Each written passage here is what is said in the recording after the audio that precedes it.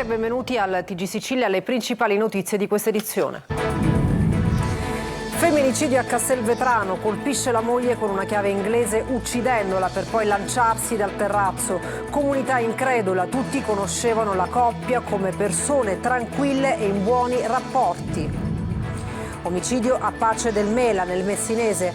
La vittima, secondo una prima ricostruzione, sarebbe stata freddata con un colpo di pistola alla nuca mentre cercava riparo nelle campagne della zona. A Trapani la polizia sequestra oltre 6 kg di cocaina e 20 di hashish nascosti sotto la carrozzeria di un'auto. Arrestato un 23enne del Siracusano. La droga avrebbe fruttato 600.000 euro. Lavori fittizi per un valore di oltre 26.000 euro e la truffa del superbonus scoperta dalla Guardia di Finanza a Palermo. 83 indagati, 4 arresti, coinvolte 19 imprese edili. Morti sul lavoro in aumento in Sicilia, che è la seconda regione in Italia anche per numero di incidenti. L'assessore regionale al lavoro Nuccia Albano: servono più ispettori. Resterà per sempre un criminale. Così Tina Martinez, vedova di Antonio Montinaro, parla della scarcerazione di Giovanni Brusca, il boss della strage di Capaci. La festa di Sant'Agata si candida a diventare patrimonio immateriale dell'umanità. Siglato al Comune di Catania il protocollo per la richiesta. E poi il calcio, Toscano resta al Catania, in corso valutazioni su Faggiano. Al TG Sicilia il vicepresidente rossazzurro Grella illustra le mosse future del club di Pelligra.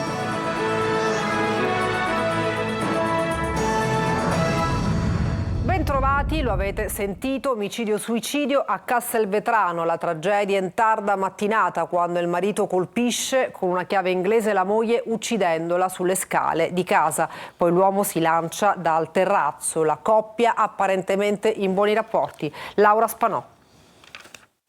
Agli occhi di tutti Mary Bonanno, 49 anni, e il marito Francesco Campagna, 55 anni, apparivano come una coppia tranquilla. Lei insegnante a Castelvetrano, lui infermiere all'ospedale Villa Sofia a Palermo, 3 figli, da poco nonni. Stamane però la tragedia. I due sono stati trovati morti nella loro casa a Castelvetrano, in via 4 aprile. Lei era riversa lungo le scale, una larga ferita al capo fatale. Lui, i vigili del fuoco, lo hanno trovato in corrispondenza il pozzo luce da dove si era buttato. I parenti avevano ripetutamente chiamato i due coniugi ai cellulari, ma non erano riusciti a mettersi in contatto, così avevano avvisato i carabinieri. Una pattuglia si è recata nella casa di Selinunte, un'altra è arrivata in via 4 aprile dove hanno trovato i cadaveri. Francesco Campagna da una decina di giorni si era trasferito nell'abitazione a Selinunte, era tornato in via 4 aprile forse per un chiarimento con la moglie che si trovava ancora in casa. La discussione è degenerata tanto da portare l'uomo a colpire la moglie fino a ucciderla con una chiave inglese trovata nei pressi del corpo. Poi è salito al terzo piano e si è buttato.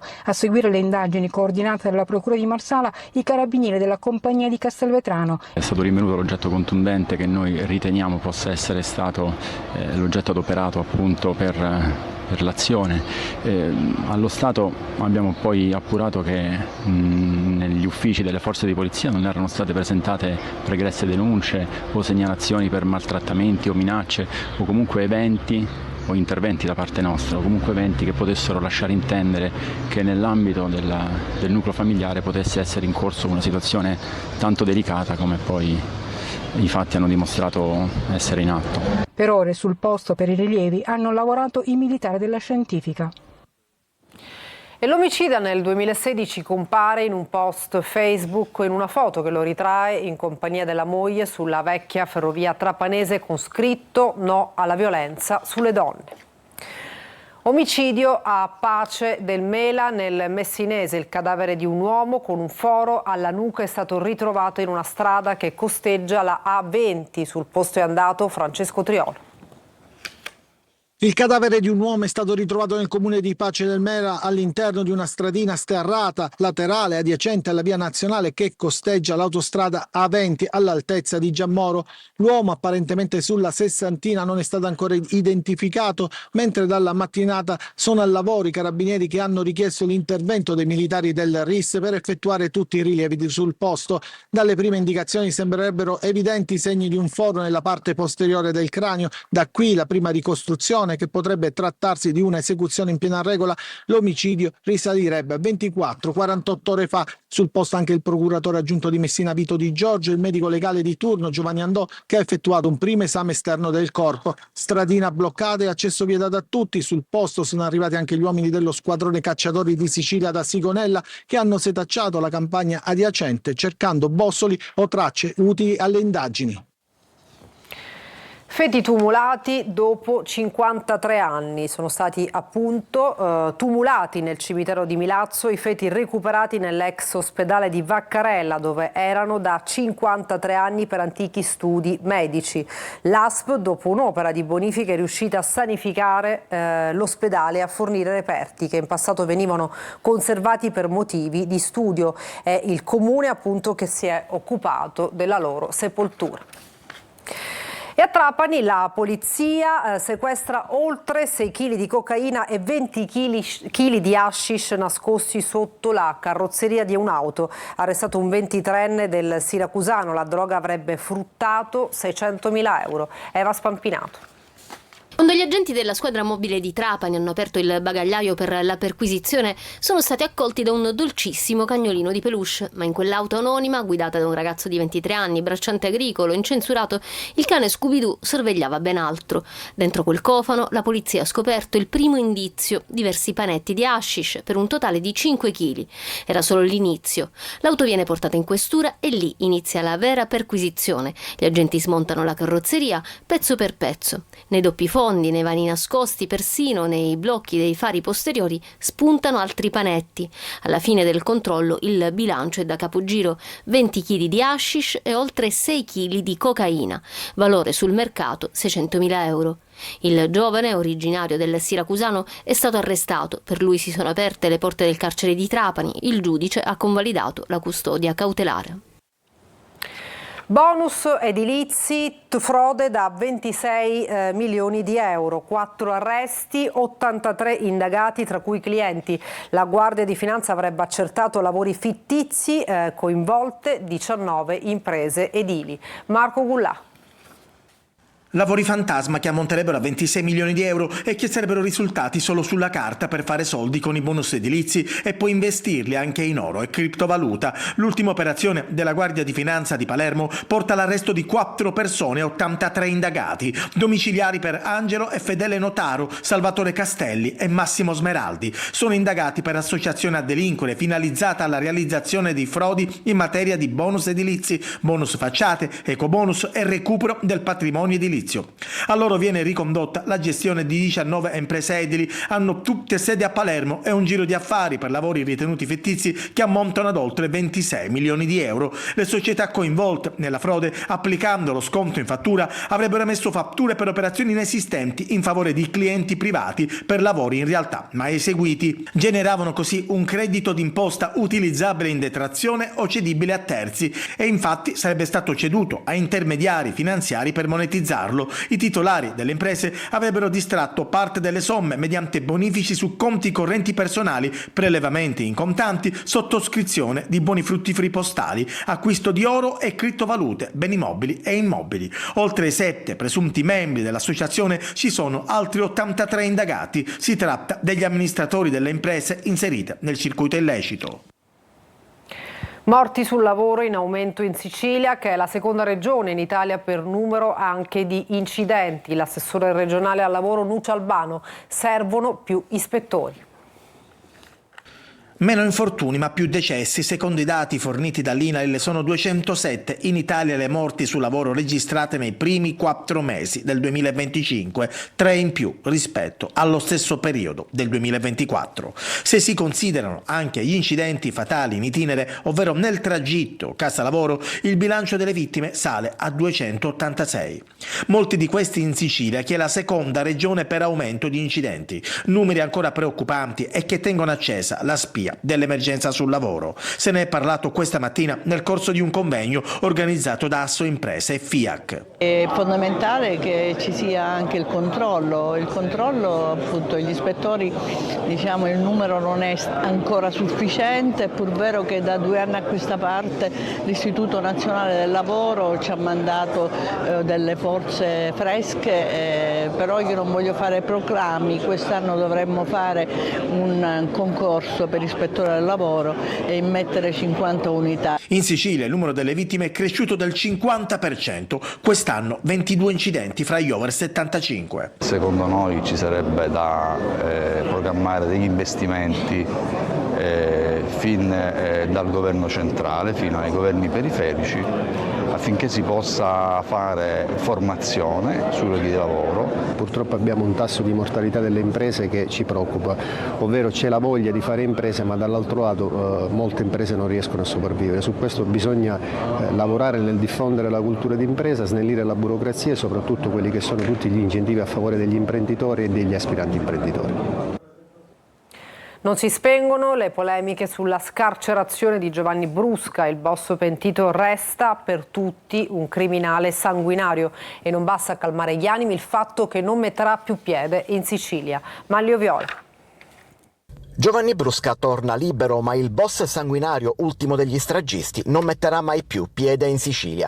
Vivrà in una località segreta e sotto falso nome, ma per colui che usò il telecomando per far saltare in aria l'autostrada a Capaci, che strangolò e fece sciogliere nell'acido il piccolo Giuseppe Di Matteo, che lo chiamava zio, non c'è pena sufficiente. A poco vale sapere che ha collaborato con la giustizia. La rabbia monta fra i parenti delle vittime, da Maria Falconi a Giuseppe Costanza, sorella del magistrato e autista di Falcone, sopravvissuta alla strage, è un coro unanime di rabbia.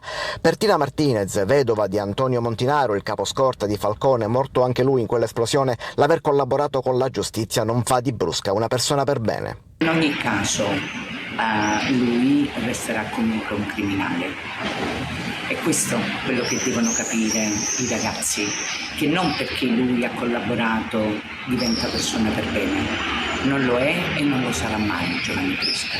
Ma per gli investigatori è un male necessario. Luigi Savina, oggi questore, allora capo della mobile di Palermo che guidò la cattura di Brusca, dice i pentiti sono e sono stati fondamentali. Senza i collaboratori di giustizia si farebbe un passo indietro. E tutti, dagli investigatori ai magistrati, come è stato Pietro Grasso, capiscono la rabbia, ma ricordano che comunque è la legge voluta proprio da Giovanni Falcone ed è quella che ha cambiato volto alla lotta contro Cosa Nostra. Siglato oggi al Comune di Catania il protocollo di richiesta perché la festa di Sant'Agata sia candidata a patrimonio immateriale dell'umanità. Roberta Lunghi. 4 firme che valgono una richiesta perché la festa di Sant'Agata possa entrare nel novero delle candidature a patrimonio culturale immateriale dell'umanità stilata dall'UNESCO. Il protocollo, siglato a Palazzo degli Elefanti dal sindaco Enrico Trantino, l'arcivescovo metropolita Luigi Renna, il rettore dell'università Francesco Priolo e il presidente del comitato per la festa di Sant'Agata Carmelo Grasso, è solo un primo passo. L'obiettivo è quello di valorizzare il patrimonio culturale immateriale rappresentato dalla festa, riconoscendone il significato religioso, storico e sociale per la comunità di Catania. La festa ha una ricchezza di valori religiosi, culturali, antropologici che possono essere interessanti per tutto il mondo. Deve essere il volano perché questa festa vada oltre i confini catanesi e assuma la dimensione internazionale che già di fatto abbiamo, ma laddove ottenessimo il riconoscimento è chiaro che ci sarebbe ancora più enfasi. Una proposta che mette al centro la festa di Sant'Agata sì come evento di fede ma anche come evento identitario di questa città. La proposta firmata dal comitato promotore delle 4 istituzioni cittadine verrà sottoposta al governo che dovrà individuare una sola candidatura per l'Italia.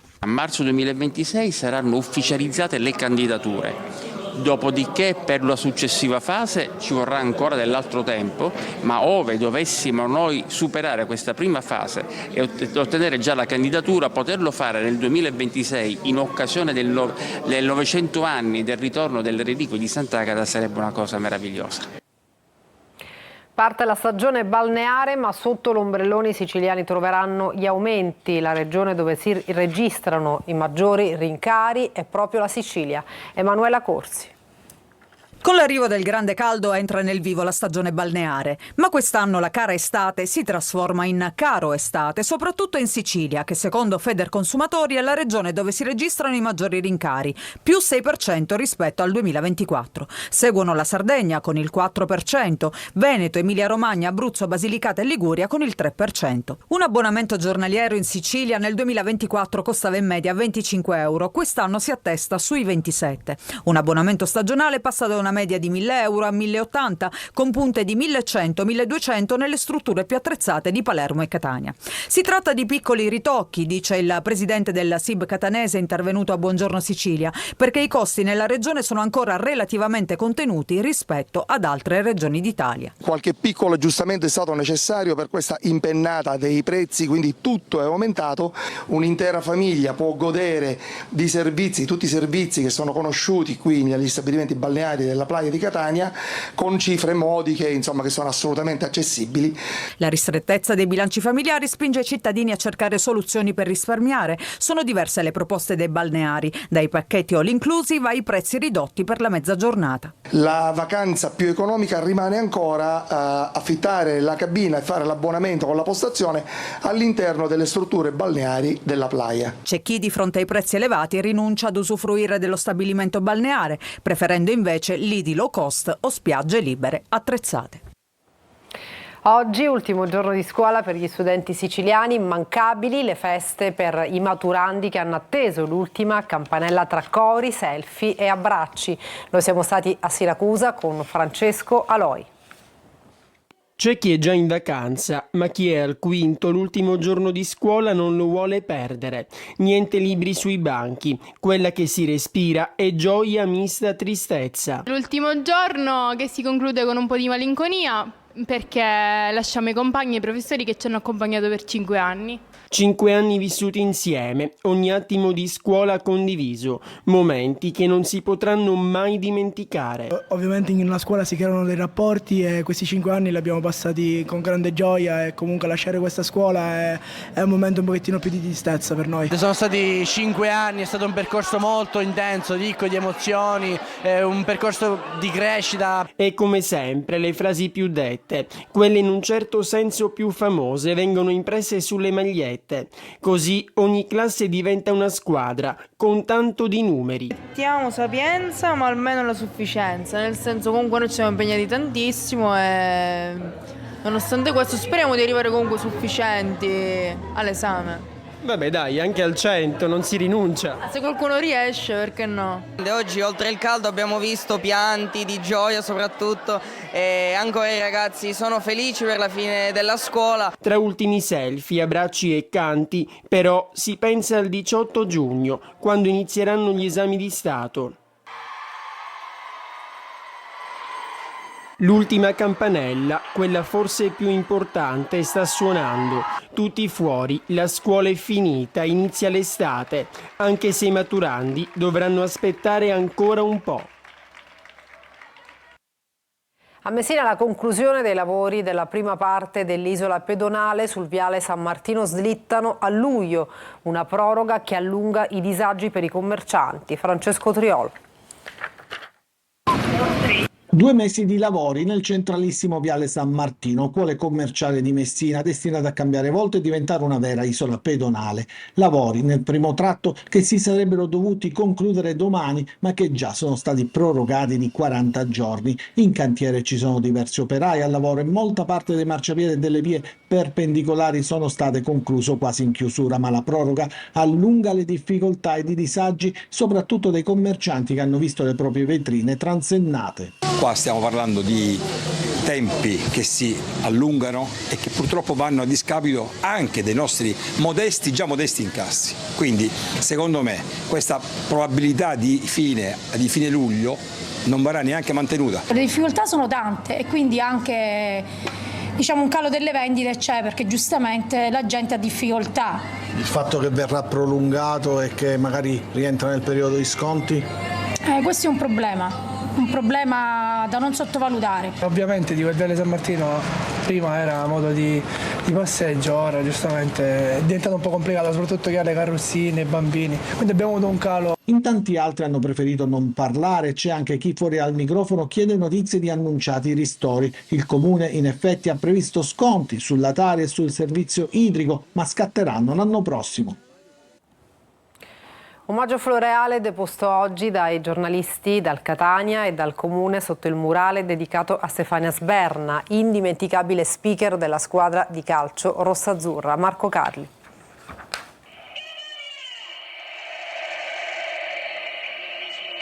La sua voce, ma anche la passione per la città e per la squadra, oltre al suo carattere amabile, l'hanno fatta entrare nel cuore di tutti. Stefania Sberna era così. I giornalisti dell'Unione Stampa Sportiva di Catania hanno deposto un omaggio floreale sotto il murale dedicato alla giornalista e speaker, firmato dallo street artist Giuseppe D'Amico. Un momento caratterizzato anche dalla commozione, oltre che dalla riconoscenza. Presente la famiglia di Stefania Sberna, oltre al vicepresidente del Catania Vincenzo Grella e all'assessore allo sport del comune di Catania Sergio Parisi. Ricordo tempi bellissimi, il Catania di Maran, con Stefano immaginavamo questo progetto di registrare la sua voce e metterla nell'ascensore dello stadio Angelo Massimino, purtroppo poi non c'è stata più questa possibilità, però Stefania diciamo che è il Catania, Stefania è Catania. Lei ha abitato sempre qui, diciamo in zona stadio, via dello stadio, all'epoca, adesso via Fava. E lei quando andava da bambina allo stadio percorreva questo tratto di strada per andare allo stadio e l'ha percorso praticamente fino all'età di 30 anni, fino a che ci siamo sposati praticamente, e poi abbiamo cambiato zona. Però di fatto lei, quindi questo posto è il posto più bello. E adesso una pausa, tra poco.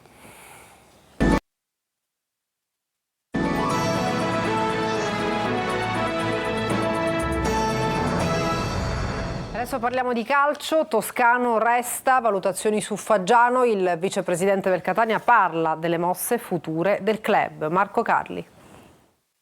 Toscano resta, è la notizia nell'aria da tempo, per non dire da sempre, che il vicepresidente del Catania Vincenzo Grella conferma in occasione della deposizione di un omaggio floreale sotto il murale dedicato a Stefania Sberna. Toscano resta? Toscano resta. E resta perché ha un contratto ancora di un anno e per me non era una discussione se non su quelle che potevano essere le linee guida, quelle che erano le sue esigenze, le sue, come dire, naturali pensieri su una stagione fatta. Su Faggiano, mentre i rumors parlano di possibile addio, valutazioni in corso, dice Grella. Sulla questione direzione sportiva siamo, diciamo, quasi in fondo alle varie valutazioni che stiamo facendo sulla guida della direzione sportiva.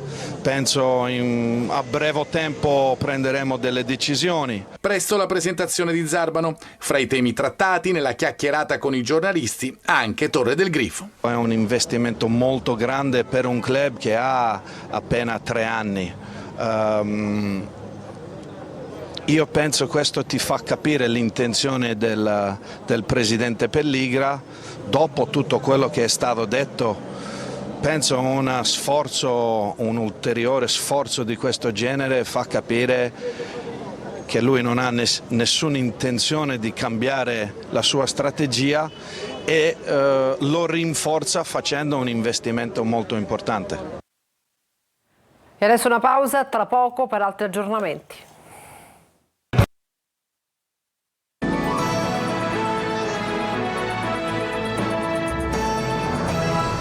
Per questa edizione nessun altro aggiornamento, grazie per averci seguito e buona serata.